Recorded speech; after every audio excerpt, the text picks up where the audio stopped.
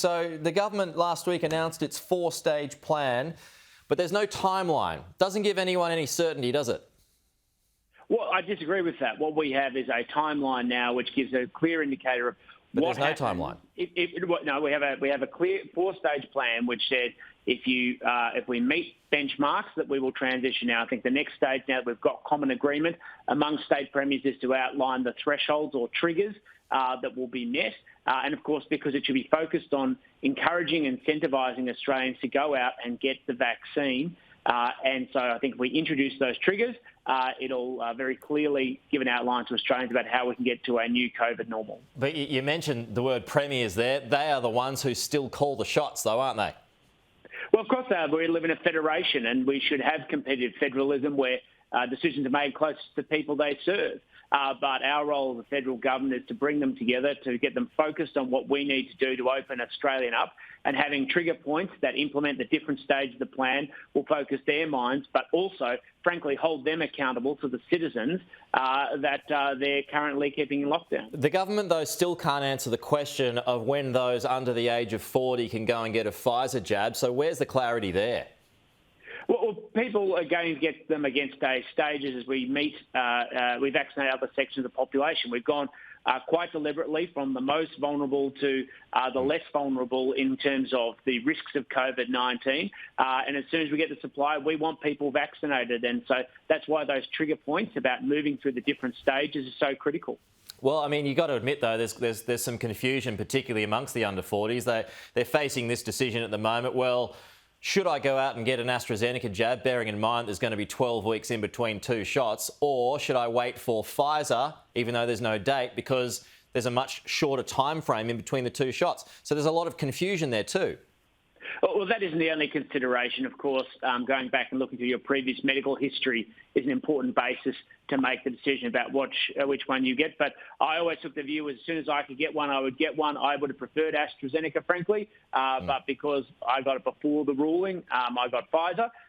But the most important thing is go and talk to your doctor, be informed, and ultimately, the sooner people get vaccinated, whether it's 3 weeks or 12 weeks between doses, the more likely it is we're going to be able to trigger those points, move through the stages and get to a COVID normal.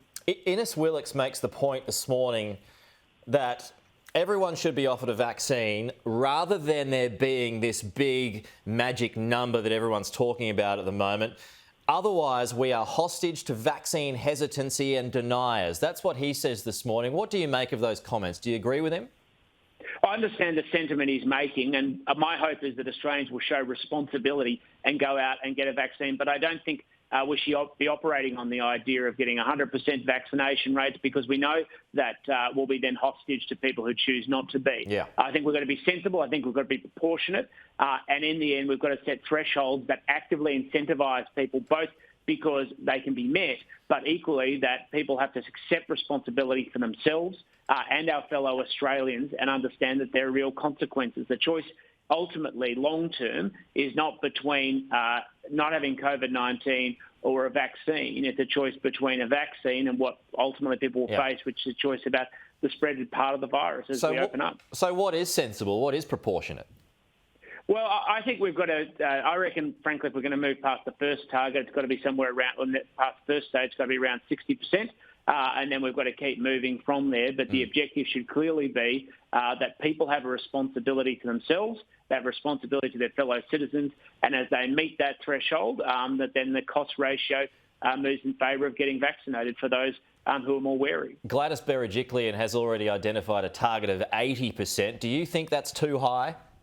If I recall, that was on the basis that we go to international arrivals. That isn't the basis of the four-stage plan. I'm talking about the first stage, and I think it's got to be lower than that. And Tony Blakey, the epidemiologist on our show this morning, he agrees with you on that front. He said it could be around 60 to 70%, but it's got to be an entire package.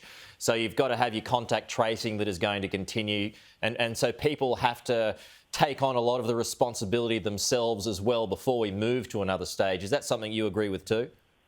Well, people do have to take responsibility and the systems need to be in place.